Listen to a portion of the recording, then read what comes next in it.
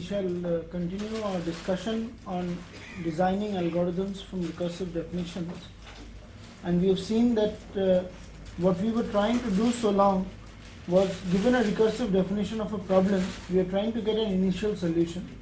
The final solution will be obtained after a more detailed analysis, as we saw in the previous days.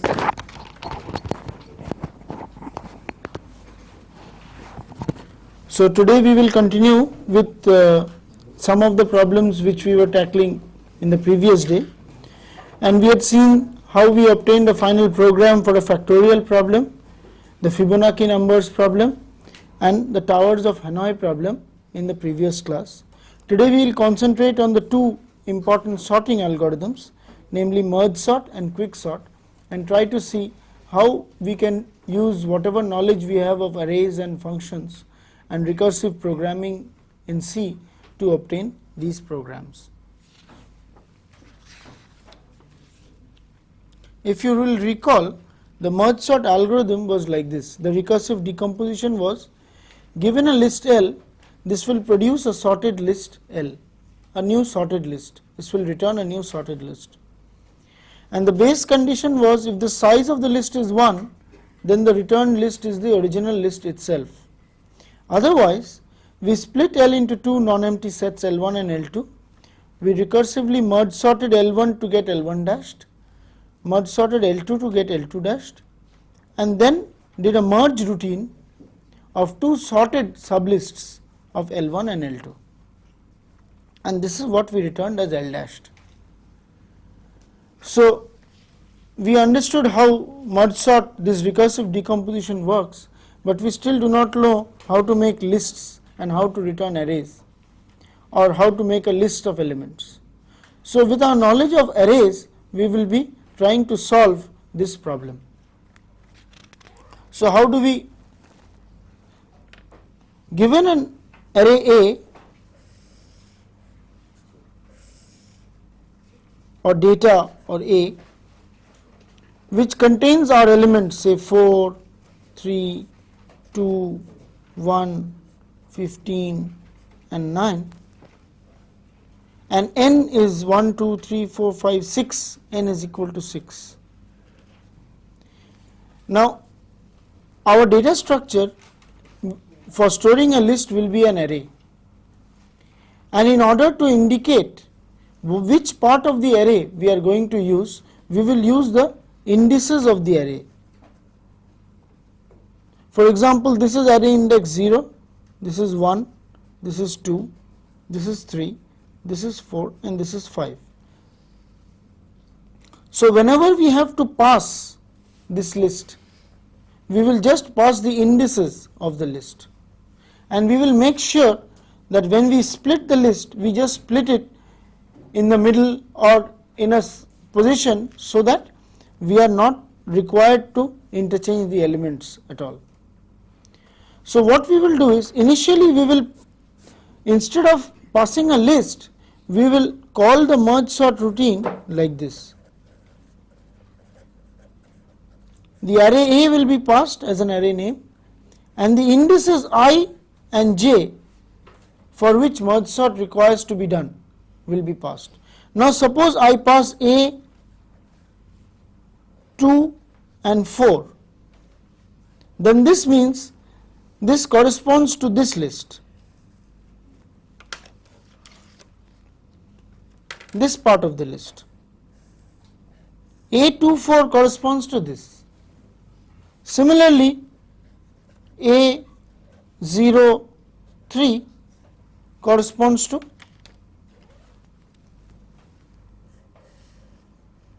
this list,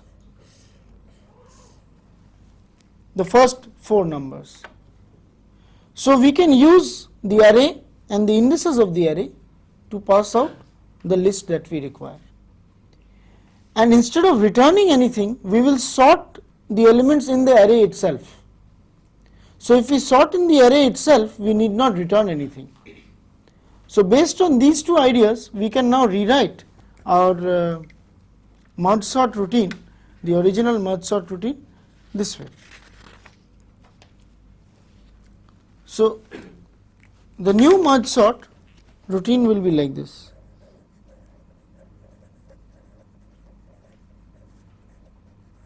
A, I, J. Now what is the base condition? When there is only a single element. So when I is equal to J, we get the base condition. So if I is greater than equal to J, you are supposed to return that element. Now that element already exists in the array, so we need not return anything, we just simply write return.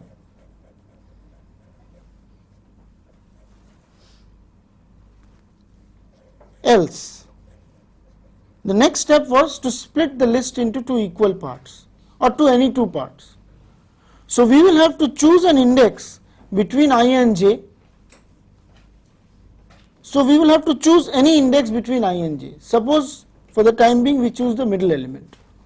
So we write mid is equal to I plus J by 2.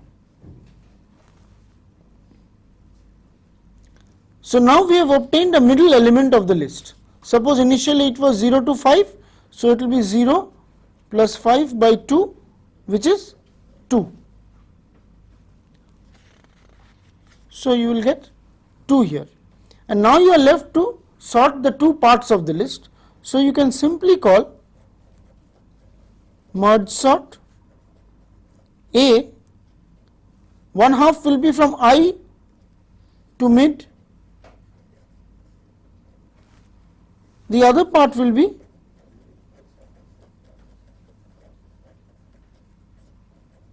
A mid plus 1 to J. So now we have split the list into two equal parts and then called merge sort on one half, called merge sort on the other half, and we expect the array from I to mid will be sorted after the return of this merge sort.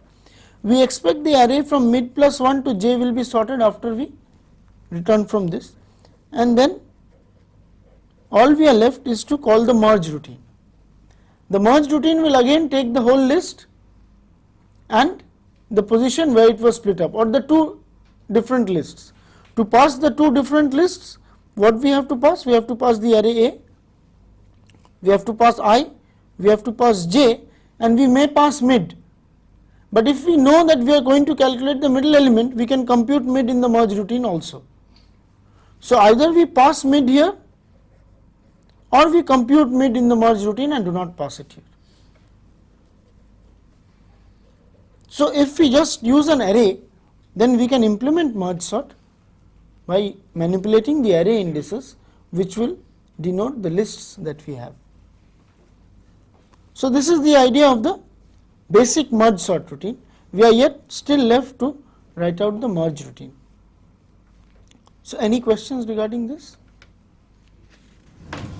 Now let us come to the merge routine. The merge routine takes the array A, the index I, the index J and mid.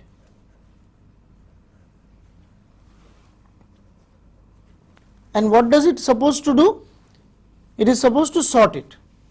Now let us see how we would do it by hand. Just a quick recollection. Suppose the initial list was 4, 3, 7, 1, 8, 12, 1 and 5. So from array index 0 to 7 we had it, and we split it into two parts here, and after we merge sort this, we are supposed to get back 1, 3, 4, 7. After we merge sort this, we are supposed to get back 1, 5, 8, 12. Now comes the merge routine. Now in the merge routine, we will start comparing the first two elements. And as we discussed earlier, the smaller of the two will be the first element. So here, since there is a tie, by default let us take this one. Then whichever gets chosen, the index of that is incremented. and then again this index and this index is compared. The smaller of the two gets chosen and the corresponding index gets incremented. Again the smaller of the two gets chosen and the corresponding index gets incremented. Again the smaller of the two gets chosen and the corresponding index gets incremented. The smaller of the two gets chosen and again this index is, then this is chosen, but once this crosses the mid value, then the rest of the elements from here can just be copied out. So we are to solve it in two parts. One is we compare the indices and increment it, and then whenever we reach the end of the list we copy the rest of the elements at the end, and we can use an additional array to store the sorted list of this part during merge sort. Alright. So using this technique we can write out the merge sort routine, the merge routine, and based on this the merge sort routine will get completed. So let's go to the computer and see how the program looks like in more details.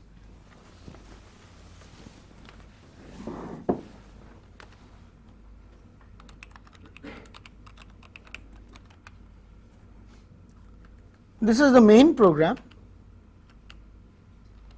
where we input the data. This is not so relevant, the main part is here, this part. Can you see?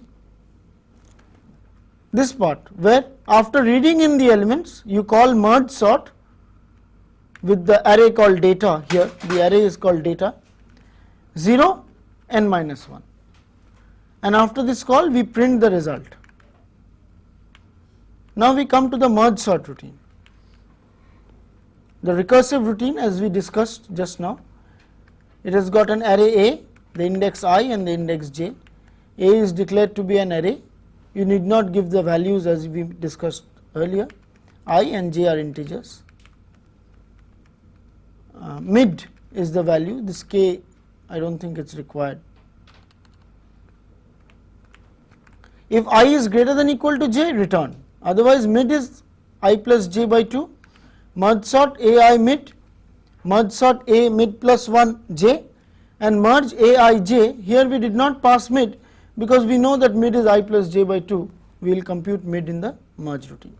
So the recursive merge sort routine is fairly simple. It does, this is the recursion breaking condition here, this is the splitting of the two lists, these are the two recursive calls. It does not matter in which order you do it. You can put this in this first and this second, or this first and this second. It does not matter because they are going to work on different portions of the list, and then you merge aij. So let's go to the merge routine. The merge routine takes in as parameter the array A, the index I, the index j. It uses a temporary array B to store the elements during merge sorting. The mid is computed, L and start are temporary variables. So we do some initialization. The start is I is the start of the list for which merging is to be done. Mid is computed, I plus j by 2. The first pointer, we mentioned that we will start with two comparisons. Here we start with k, which starts from mid plus 1, and L, which starts from I. So we will continuously compare AK with AL and appropriately increment or decrement, and we will form the array B. So this is the part where we form the array B, and what did we say? As long as I is less than equal to mid and k is less than equal to j, alright, as long as I is less than equal to mid and k, sorry, this should be, yeah, that's okay. So the array B will be starting from L, okay, the array B will be starting from L. So if AI is greater than equal to AK, then BL is made to AI and L is incremented and AI is incremented. Otherwise, BL is assigned AK and L and K are both incremented. Is that okay? So, as long as I is less than equal to mid and K is less than equal to J, that is both the arrays are not, both the subparts of the arrays are not filled up, are not exhausted, we continuously compare AI with AK and we put in BL the value which is greater, because we are sorting in descending order. So, that is why we are doing it this way. Now, after this part is over, either I will be greater than equal to mid or J will be greater than equal to K, or K will be greater than equal to J. This will come out based on any two of these conditions. If I is greater than mid, what does it mean? It means that we have completed from AI to A mid, that part has already been put in B. So, the elements which are still remaining, that is from K onwards up to J, will be now put into the array B in the for loop. So, BL plus plus is equal to AK plus plus. That means BL is equal to AK and L is equal to L plus 1 and K equal to K plus 1. If this is not the case, then the other array, this must have happened, K must be greater than J. If K is greater than J, then for I equal to whatever is the current value of I, and as long as I is less than equal to mid, we put them, these values back into the array B. So, BL plus plus equal to A plus plus.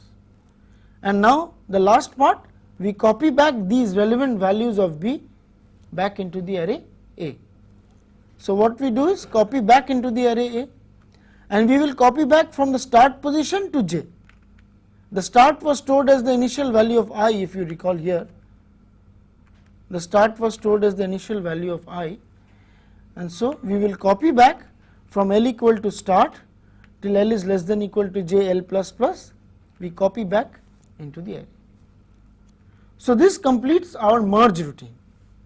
So, in the merge routine, we have first initialized and found the middle value. We have formed the array B by comparing the indices with AI and AK and correspondingly put the element in the array B. If one of the arrays gets, one of the subparts gets exhausted, the rest of the elements are put back, and then array A is filled up with the current values of array B as after sorting. So, this completes merging. So, after it is merged, that portion of the array A from I to J is now sorted. AI to AJ is now sorted. So, once AI to AJ is sorted, this means we have now, we can return back from the merge sort routine.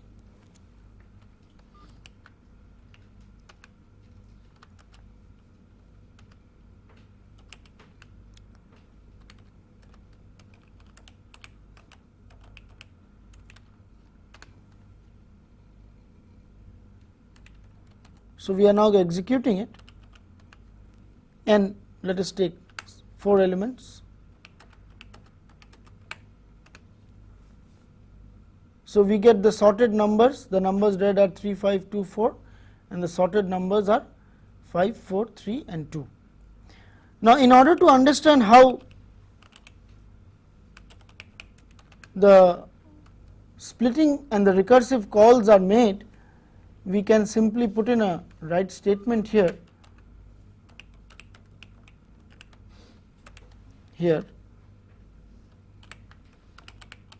Entered with I equal to and J equal to,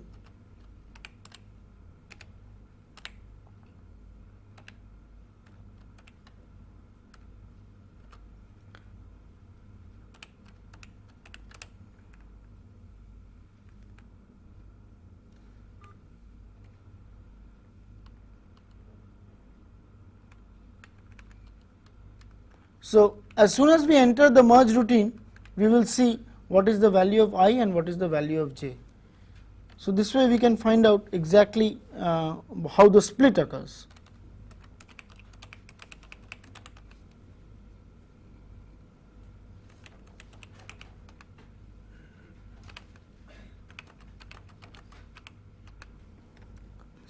this is how it ran. We initially ran it with 5, 3, 1, 4. So initial call was I equal to 0, j equal to 3. Then it split up into two parts, mid was computed, and 0, 1 was one case and 1, 2, 3 was the other case. So 0, 1 was called first because that is what we did. So 0, 1 was called, the mid was computed, and mid of 0 and 0 plus 1 by 2 gave 0. So 0, 0 was called. 0, 0 is a recursion breaking condition. So after that it came back to this routine which had called it, and this routine now called it with the other one, 1, 1. So this also completed because this is a recursion breaking condition. So it came back here because this had originally called it with 0, 1 and 2, 3. So the 2, 3 call now came. So this is a 2, 3 call. The 2, 3 call in turn made a 2, 2 call. When the 2, 2 call was over, this 2, 3 call made a 3, 3 call. When the 3, 3 call was over, it returned back to the 2, 3 call, and this 2, 3 call returned back to the 0, 3 call, and we got the execution completed. And whenever you execute, you can put in print statements at various places to understand exactly how the recursion takes place. So let's get back now. So I hope the Mergesort routine is fairly clear, how we can use arrays and indices of arrays to do it. So now we will go to see how the quicksort routine can be done. Let us recall the original quicksort algorithm. The quicksort algorithm took in a list L and returned a sorted list. Similarly, the base condition was if the size of the list was 1, that list itself was returned. Otherwise, we selected an element from the list and we split this list L based on this element X into two parts, L1 which is greater than equal to and L2 which is less than.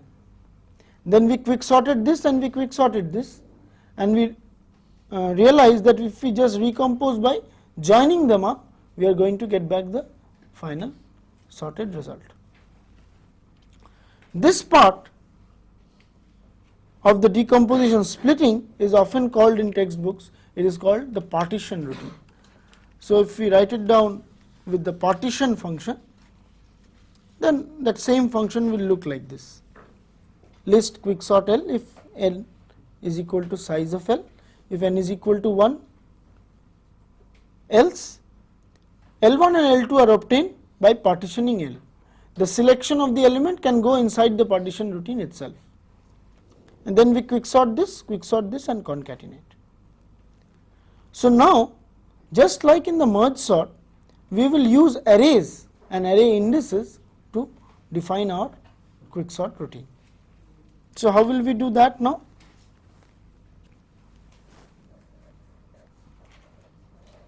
The quicksort A of the array A, the list is indicated by the array indices.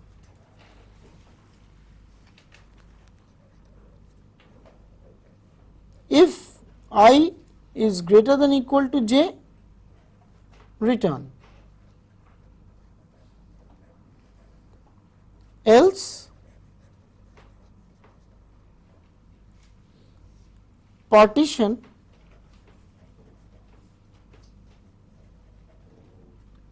A, and the list has to be denoted, so from I to j, and say where the list is partitioned is returned in L. Now in order to return the value of a variable, you have to put AND in C. That is why I purposely put it here also. Otherwise you could have made the partition routine return a value, anything you could have done. So we will return this here, and then we will call quicksort.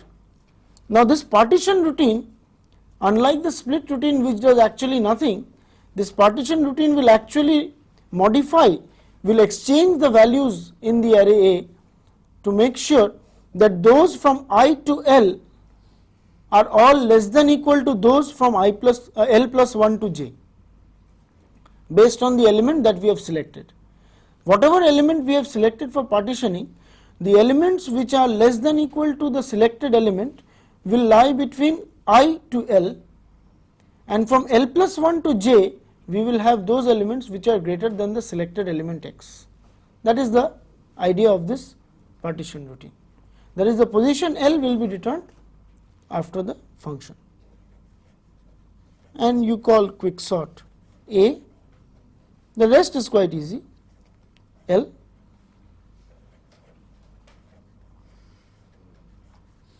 A. What else do we have to do? We have to do concatenation. Now I to L is sorted in the array, L plus 1 to J is sorted in the array, so automatically the array is sorted. Concatenation need not be done anymore, because the array itself is sorted from I to L and L plus 1 to J. So concatenation is automatically existing there. So we just simply return. So this is the idea of the basic quicksort algorithm, where we have replaced the list by the array A and the indices of the array. This is how we have done it. So once this part is clear, we are now left to solve the problem of partitioning. Now again we can use the ideal like we used in Mergesort to partition. Let us take an example and understand how we will do partition. Suppose 3, 7, 1, 8, 12, 1, 5. And we are to partition this. This is I, this is J. The first thing that we have to do is select an element on the basis of which partitioning will be done. Alright. So let us say we will select X is equal to AI. You could have selected AJ also, it does not matter. Some element we will select. AI you can select, AJ, any element you can select. Whether selecting the element makes a difference or not we will come to later. But the question is, the algorithm is correct by selecting any element. Let us suppose here we selected AI. Then we now start putting into the array elements which are greater than equal to 1. So we use two arrays, let us call it B1 and B2. And we start from here. If this is less than the selected element, we put it in B2. If it is greater than the selected element, we put it in B1, or greater than equal to. So first we start from here, 4 goes here, 3 goes here, 7 goes here, 1 goes here, 8 goes here, 12 goes here, 12 goes here, 5 goes here. Oh, one more 1 had come here, sorry. 4, 3, 7, 1, 8, 12, 1, 5. After having done this, now what do? We put back these elements back into the array A, and we put it like this. We put 4 here, so first we put back 4, then 7, then 8, then 12, then 5, then 3, then 1, then 1. And what do we return back? Which index do we return back? We return back this index, the place where the partitioning occurred. The partitioning occurred at this place. That is, the size of B1 will tell you where the partitioning occurred. So this is one very simple routine to do partitioning. You take two temporary arrays, you select any one element from here, take two temporary arrays and just put them, the elements greater than equal to on one part, less than on another part, and then put them back into the original array, and you will get what you wanted. And you have to return this element. So this is one function. So let us have a look at this quicksort routine very quickly.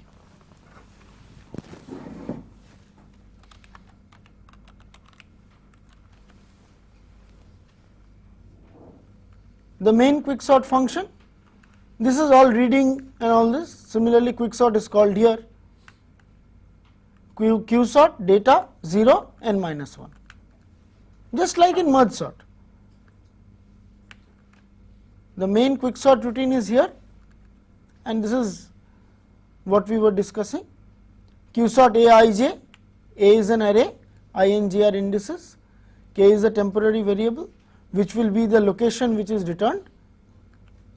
Well, if I is greater than equal to j, return partition a, I, j and get the value of k, but since we have to get the value and it is called by value, we pass the address to get the value. And here interestingly we have done it k minus 1 and k plus 1. Can anybody tell me why we have done k minus 1 and k plus 1? Because after we do the partitioning, the element on the basis of which the partitioning was done can already be put in the array index k. So the element on which the basis, that element x which was selected, will be put into the array element k, and once that is put into the array element k, the rest of the elements can be done from k minus 1 to k plus 1. That is why. If you had kept this as k also, it wouldn't have mattered. And here is our function for partitioning,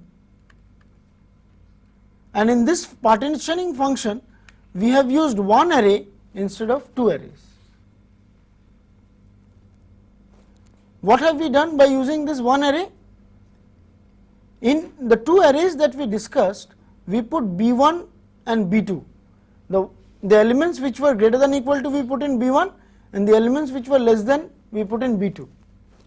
Here we just use one array, and what we do is the elements which are greater than equal to we put from Bi onwards, and the elements which are less than equal to we put backwards from Bj.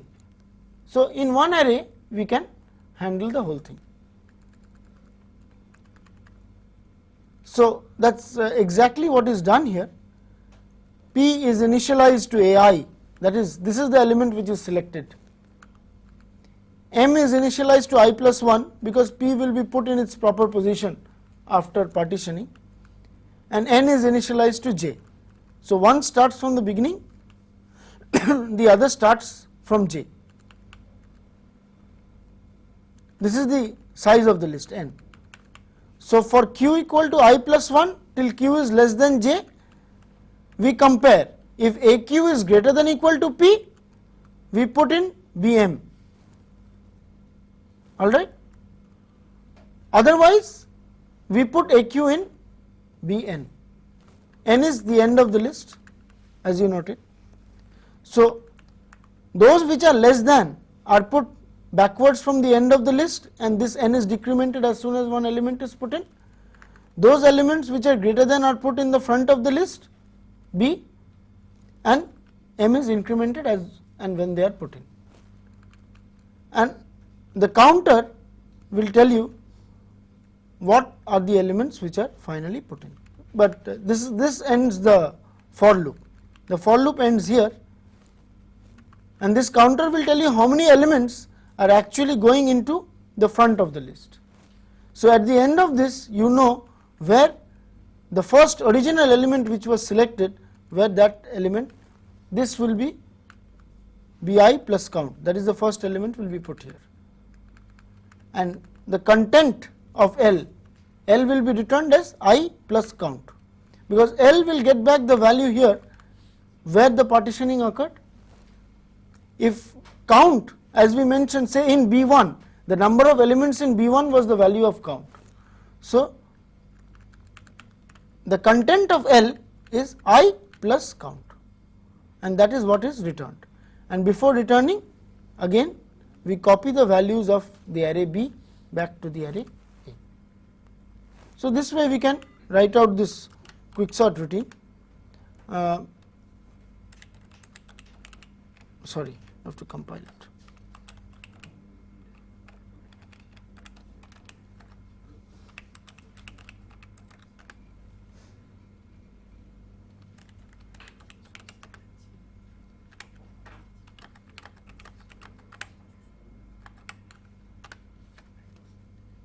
we give in the elements and we can get it sorted. Similarly, you can just put in lot of statements inside to find out exactly how the partitioning is done.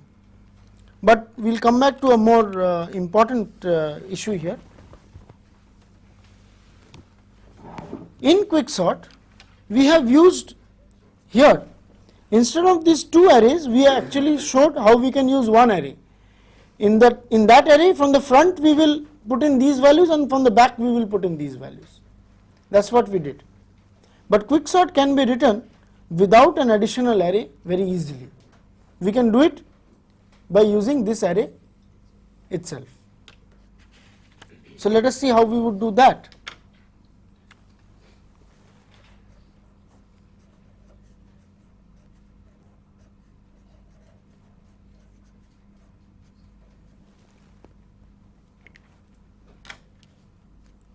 We choose our element p or x here to be 4, that is ai.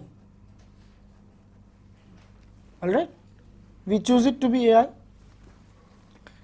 and we start with this index x and two indices, the start and the end, and we compare.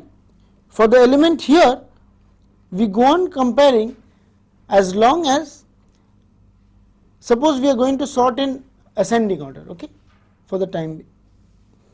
So suppose if this is less than p, we proceed, because this side we want, sorry, we are sorting in descending order.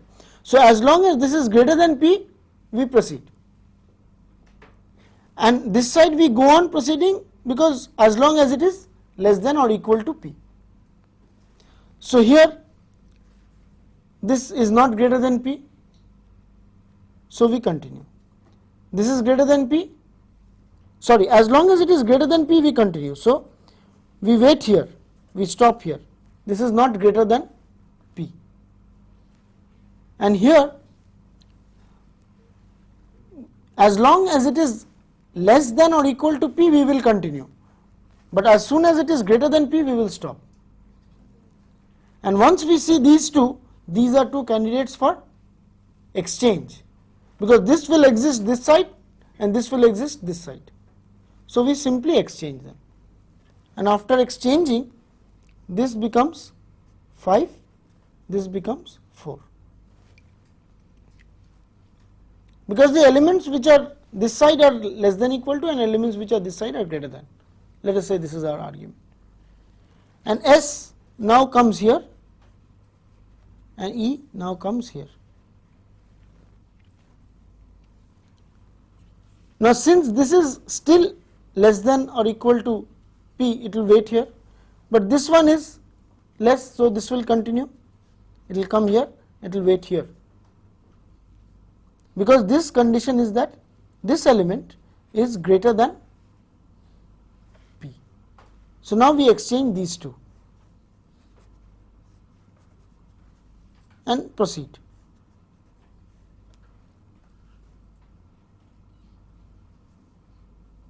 So here what do we do? This is greater than, so we continue.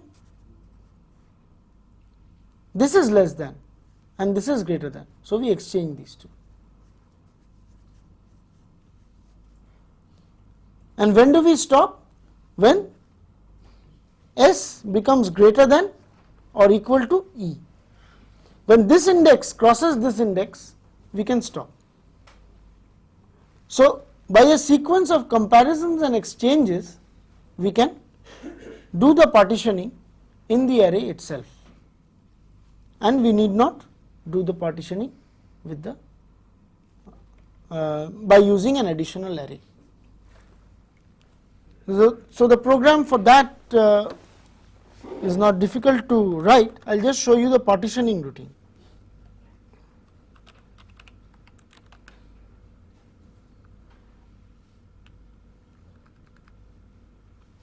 This is the partitioning routine, which takes in an array data, index left and an index right.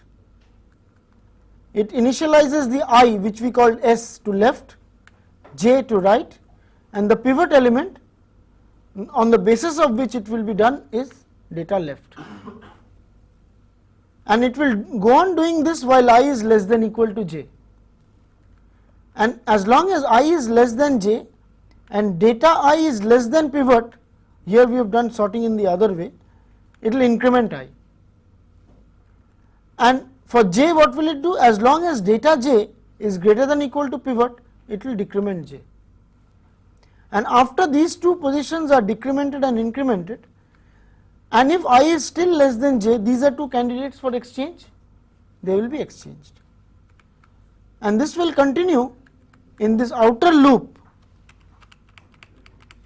as long as I is less than j. So that way we will be able to partition the routine, and the pivot position, that is, you can now return if data j after the, see at the end of it I will be equal to j.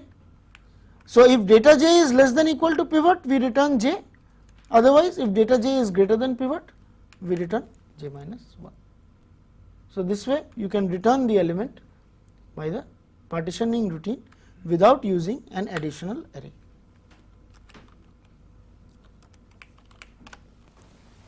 So this way we see that we have now been able to write down, using arrays and indices of arrays, two routines, the quicksort routine and the mergesort routine, and these are, as we discussed first, these are only initial definitions, where we have still to answer questions as to where to exactly split in the mergesort routine to get the optimal result, or in quicksort which element do we select so that quicksort works best. We have not answered these questions, and to answer these questions we have to do much more analysis, for which we have to study some more mathematics, which we will do in a subsequent class. So today we will stop here, and I would request you to just quickly go through textbooks to see the exact routines of mergesort and quicksort, which may vary from textbook to textbook, and just implement them in your labs and see exactly how the recursion occurs.